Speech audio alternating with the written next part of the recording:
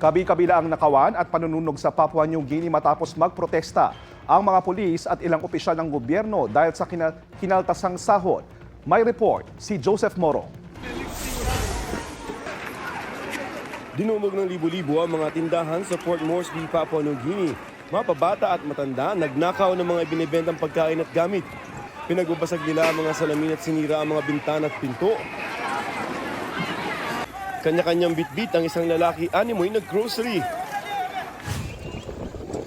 Kabi-kabila rin ang panununog.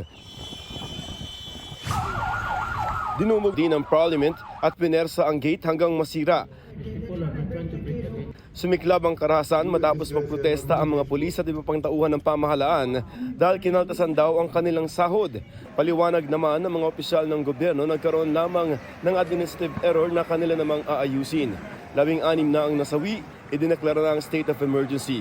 Sinuspindi rin ng hepe ng Papua New Guinea Police pati ang iba pang mataas na opisyal ng finance sa Treasury Government habang nag-iimbestiga.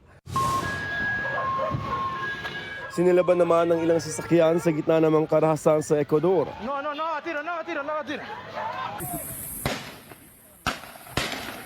Idineklara ni Ecuador President Daniel Noboa ang gera laban sa mga drug gang.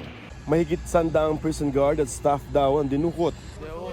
Nagsimula ang mga karahasan kasunod ng pagtakas ng leader ng isang gang at pagdeklara ng 60-day state of emergency. Mahigit 300 na ang naaresto. Joseph Morong, nagbabalita para sa GMA Integrated News. Mga kapuso, alamin ang State of the Nation.